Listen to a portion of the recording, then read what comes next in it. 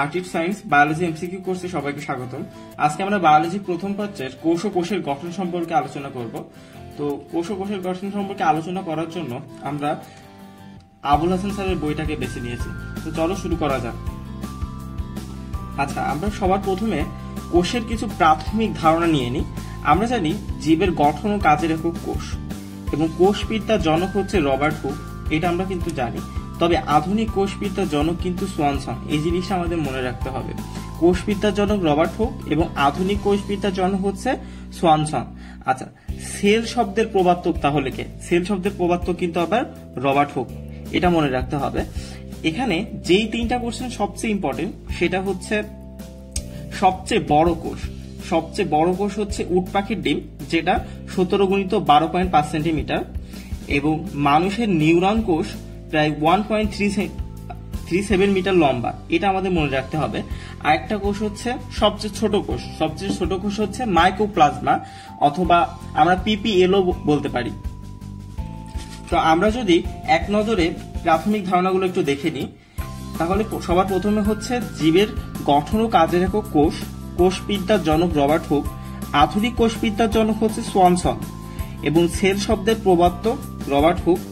সবচেয়ে ছোট কোষ হচ্ছে মাইক্রোপ্লাজমা বা পিপিএলও।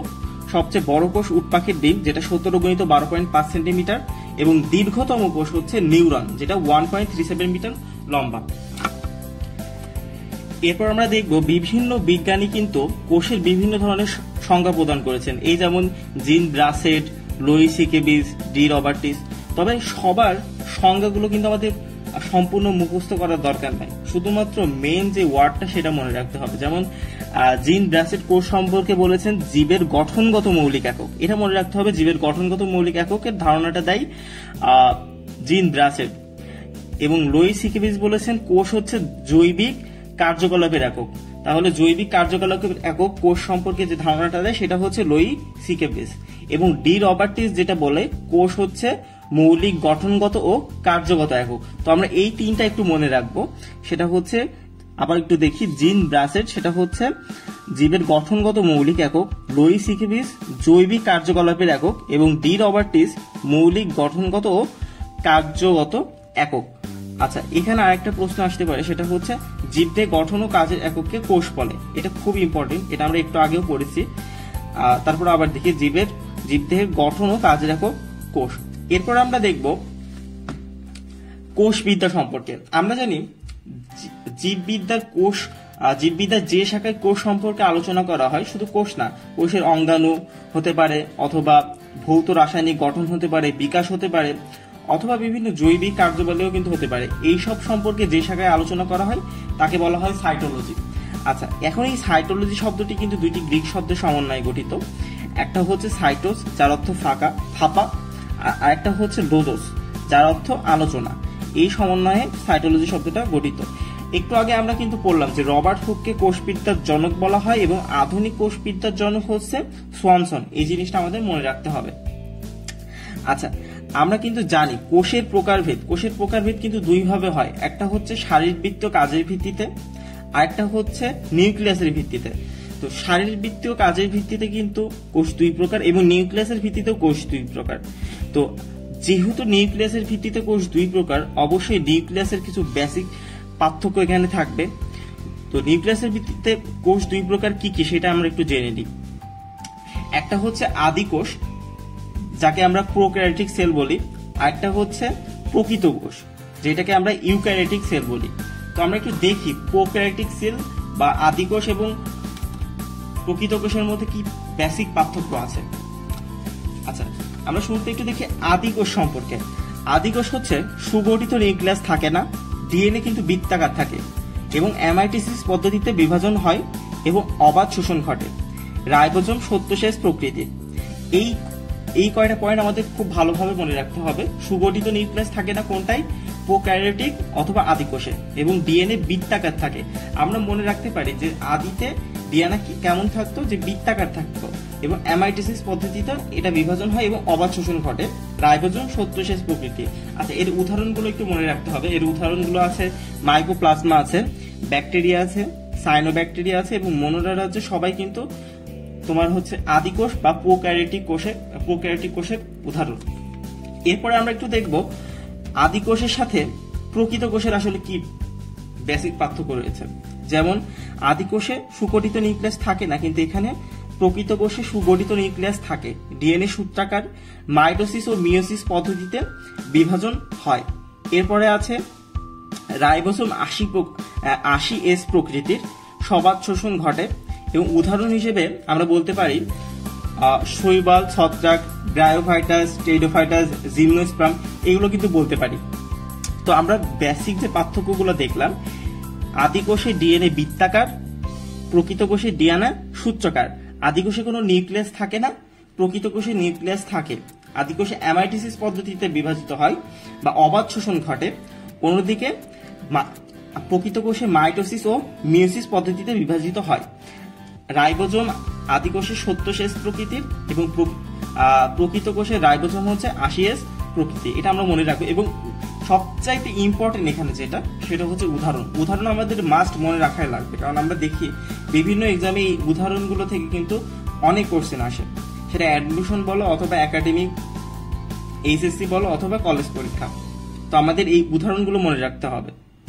আচ্ছা, এরপরে আমরা দেখব শারীরবৃত্তীয় ভাবে কিন্তু কোষ দুই প্রকার, সেইগুলো কি কি চলো একটু দেখি।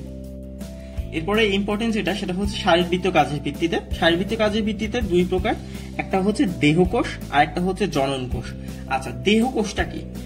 দেহ গঠনে অংশ নেয় হচ্ছে দেহকোষ, যেটা ডিপ্লয়েড সংখ্যক ক্রোমোজোম থাকে। এবং এর উদাহরণ যদি আমরা দিই, সেটা হচ্ছে আবরণী কোষ হতে পারে, পেশি কোষ, স্নায়ু কোষ, রক্তকণিকা। এখানে কিন্তু আমরা একটু খেয়াল করলে দেখতে পাবো দেহকোষে দেহ গঠনে অংশ নেয়, সেজন্য দেহকোষ ডিপ্লয়েড সংখ্যক ক্রোমোজোম থাকে। এর উদাহরণ হচ্ছে আবরণী কোষ, পেশি কোষ, স্নায়ু কোষ এবং রক্তকণিকা। অন্যদিকে জনন কোষ সম্পর্কে যদি বলি, তাহলে সেটা হচ্ছে জননে অংশ নেয় এবং হ্যাপ্লয়েড সংখ্যক ক্রোমোজোম থাকে। দেহকোষে ডিপ্লয়েড সংখ্যক ক্রোমোজোম থাকে এবং জনন কোষে হ্যাপ্লয়েড সংখ্যক ক্রোমোজোম থাকে। এবং জনন কোষের উদাহরণ কিন্তু খুবই সোজা, সেটা হচ্ছে শুক্রাণু ডিম্বাণু। আমরা এইটা একটু মনে রাখবো। আচ্ছা, এরপরে আমরা একটু দেখব কোষ পরিমাপের বিভিন্ন একক। এই কোষ পরিমাপের বিভিন্ন একক থেকে কিন্তু আমাদের বিগত বিভিন্ন অ্যাডমিশন পরীক্ষাতে কোশ্চেন আসতে দেখা গিয়েছে। তো আমরা একটু কিছু দেখি, যেমন সেন্টিমিটার হচ্ছে 1 সেন্টিমিটার সমান 0.4 ইঞ্চি, এটা মনে রাখতে হবে। এবং এটা খালি চোখে দেখা যায় এমন কোষ, যেমন ডিম। এরপর আছে মিলিমিটার, আমাদের এইগুলো সবগুলোই পড়তে হবে মিলিমিটার, তবে সবচেয়ে ইম্পর্টেন্ট যে তিনটা, সেটা হচ্ছে সেন্টিমিটার, ন্যানোমিটার এবং অ্যাংস্ট্রম। এই তিনটা আমাদেরকে একদম ঠোঁটস্থ করে ফেলতে হবে। এখান থেকে সবচেয়ে বেশি কোশ্চেন আসে। আচ্ছা, আরেকটা বিষয়, সেটা হচ্ছে কোষ পরিমাপের জন্য কি কি একক ব্যবহার করা হয়। কোষ পরিমাপের জন্য কিন্তু এই এককগুলোই ব্যবহার করা হয়। আমাদের অনেক সময় পরীক্ষাতে আসে কোষ পরিমাপের জন্য কি কি একক ব্যবহার করা হয়। তো এইগুলো আমরা খুব ভালোভাবে মনে রাখবো। এরপরে দেখি কোষের আয়তন। কোষের আয়তন সম্পর্কে কিন্তু আমরা একটু আগে ধারণা পেয়েছি যে সবচেয়ে ছোট কোষ হচ্ছে মাইক্রোপ্লাজমা বা পিপিএলও বলে থাকি। সবচেয়ে বড় কোষ হচ্ছে উট পাখির ডিম, যেটা 17×12.5 সেন্টিমিটার। এবং মানবদেহে সবচেয়ে লম্বা কোষ হচ্ছে মোটর নিউরন, যেটা 1.37 মিটার লম্বা। তবে এর একটি গুরুত্বপূর্ণ বিষয় হচ্ছে এর স্পাইনাল কর্ড। দেখি, এই স্পাইনাল কর্ডটা হচ্ছে কর্ডের গোড়া থেকে পায়ের বৃদ্ধাঙ্গুল পর্যন্ত বিস্তৃত এবং দেহের সাধারণ কোষের আকার প্রায় 10 মাইক্রোমিটার এবং ওজন 1 ন্যানোগ্রাম। এটা আমাদের খুব ভালোভাবে মনে রাখতে হবে, এটা খুব ইম্পর্টেন্ট। দেহের একটি সাধারণ কোষের আকার প্রায় 10 মাইক্রোমিটার এবং ওজন হচ্ছে 1 ন্যানোগ্রাম। এটা আমরা অবশ্যই খুব ভালোভাবে মনে রাখবো। এরপরে আমরা এবার দেখবো একটি আদর্শ উদ্ভিদ কোষ। আচ্ছা, আদর্শ উদ্ভিদ কোষ থেকে আমাদের কি কি কোশ্চেন বেশি আসে? একটা হচ্ছে সঞ্চিত পদার্থ কোনগুলা, যেমন কার্বোহাইড্রেট, প্রোটিন, লিপিড, এগুলো আমরা জানি। তবে সবচেয়ে বেশি কোশ্চেন আসে নিঃসৃত পদার্থ থেকে। প্রশ্ন আসতে পারে নিচের কোনটি নিঃসৃত পদার্থ অথবা নিচের কোনটি নিঃসৃত পদার্থ নয়। আমরা দেখতে পাচ্ছি নিঃসৃত পদার্থ হচ্ছে পিগমেন্ট, এনজাইম, হরমোন এবং নেকটার। এটা মনে রাখার জন্য আমরা সংক্ষেপে এই শব্দটা ইউজ করতে পারি, পেন, PA, পয়েকের এ, হ দৈন্ত না। এটা আমরা সংক্ষেপে মনে রাখতে পারি। প থেকে হবে পিগমেন্ট, এ থেকে হবে এনজাইম, হ থেকে হরমোন এবং দৈত্যনা থেকে নেকটার। এটা আমরা একটু ট্রিক্স খাটিয়ে মনে রাখবো এবং এটা খুবই ইম্পর্টেন্ট, নিশ্চিত পদার্থ, এটা পরীক্ষার জন্য খুব ইম্পর্টেন্ট। আচ্ছা, এরপরে আমাদের পরীক্ষাতে আসে দেখা যায় যে ঝিল্লিবদ্ধ অঙ্গাণুর নাম। ঝিল্লিবদ্ধ অঙ্গাণুর নামটা আমাদের অনেক সময় মনে থাকে না, তো আমরা একটা ছন্দের মাধ্যমে এটা মনে রাখবো। সেটা হচ্ছে মা এ ভবের পাগল, মা এ ভবের পাগল। আচ্ছা, ময়াকার থেকে কি হচ্ছে এখানে, ময়াকার থেকে আমরা মনে রাখতে পারি মাইটোকন্ড্রিয়া, এ থেকে এন্ডোপ্লাজমিক রেটিকুলাম, হ থেকে ভ্যাকুলাম, বে থেকে আমরা বেসিক্যালি ভ্যাসিকল মনে রাখবো, এবং র থেকে রাইবোজোম, প থেকে প্লাস্টিড এবং পার অক্সিজোম, গ থেকে গলগি বডি এবং দৈত্যনা থেকে ল থেকে লাইসোজোম। এইগুলো আমরা একটু মনে রাখবো। আমরা চেষ্টা করবো এগুলো লিখে নোট করার, যাতে আমাদের ভবিষ্যতে যদি কোনো পরীক্ষায় আসে এটা আমরা অ্যান্সার করতে পারি। এরপর আমরা একটু কোষ প্রাচীর সম্পর্কে একটু জানবো সংক্ষেপে। আচ্ছা, উদ্ভিদ কোষের অনন্য বৈশিষ্ট্য কিন্তু এই কোষ প্রাচীর। এটা কিন্তু প্রাণী কোষে কিন্তু কোনো কোষ প্রাচীর থাকে না, এটা আমাদের মনে রাখতে হবে। প্রাণী কোষে কিন্তু কোনো কোষ প্রাচীর থাকে না। তবে দুইটি পাশাপাশি কোষ প্রাচীরের ছিদ্রপথে নলাকার সাইটোপ্লাজমিক সঞ্চিত স্থাপিত হয়ে প্লাজমোডেসমাটা বলে হয়, একে প্লাজমোডেসমাটা বলে। এই পয়েন্টটা আমাদের খুব ইম্পর্টেন্ট, এটা আমরা মনে রাখবো যে দুইটি পাশাপাশি কোষের প্রাচীরে ছিদ্রপথে নলাকার সাইটোপ্লাজমিক সংযোগ স্থাপিত হয়, একে প্লাজমোডেসমাটা বলে।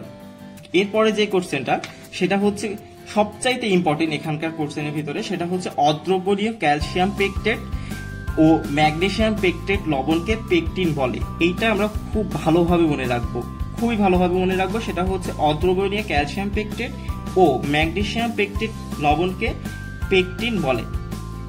এরপর আমরা একটু দেখি কোষ প্রাচীরে আসলে কি কি উপাদান থাকে। কোষ প্রাচীরে 40% সেলুলোজ থাকে, 20% হেমিসেলুলোজ থাকে, 30% পেকটিন থাকে এবং 10% গ্লাইকোপ্রোটিন থাকে। এইটা আমরা একটু কোনোভাবে মনে রাখবো, কারণ এটা আমাদের পরীক্ষাতে মাঝে মাঝে চলে আসে যে সেলুলোজের পরিমাণ কত কোষ প্রাচীরে, 40%। হেমিসেলুলোজ, আচ্ছা সেলুলোজ 40%, হেমিসেলুলোজ আমরা ধরে নিতে পারি যে সেলুলোজের অর্ধেক, সেটা 20%। পেকটিন হচ্ছে 30% এবং গ্লাইকোপ্রোটিন হচ্ছে 10%। ঠিক আছে, তো এরপরে আমরা দেখব, এরপরে আমাদের ইম্পর্টেন্ট বিষয়টা কি, কোষ প্রাচীরের যে গঠনটা, এইটাই নিয়ে একটু আমরা আলোচনা করব। আমরা কিন্তু জানি কোষ প্রাচীরে বেসিক্যালি 3টা পর্দা থাকে, একটা হচ্ছে মধ্যপর্দা, একটা প্রাথমিক প্রাচীর, আর একটা হচ্ছে সেকেন্ডারি প্রাচীর। তো আমরা দেখি 3টার মধ্যে আসলে পার্থক্য কি। প্রথমে দেখি মধ্যপর্দা। মধ্যপর্দা হচ্ছে প্রোটিন ও লিপিড দ্বারা নির্মিত এবং থাইমোপ্লাস্ট ও গলগি বস্তু থেকে আসা পেকটিন দিয়ে গঠিত। ঠিক আছে, থাইমোপ্লাস্ট ও গলগি বডি থেকে আসা বস্তু থেকে আসা পেকটিন দিয়ে গঠিত, এটা আমরা মনে রাখবো। এবং অধিক পরিমাণ পেকটিক অ্যাসিড থাকে, এটা খুব ইম্পর্টেন্ট। অধিক পরিমাণ পেকটিক অ্যাসিড থাকে কোন জায়গায়, কোথায়, মধ্যপর্দায়। এবং মধ্যপর্দাকে পিট মেমব্রেন বলে, মধ্যপর্দাকে পিট মেমব্রেন বলে। এরপরে আমরা যদি একটু দেখি, সেটা হচ্ছে প্রাথমিক প্রাচীর।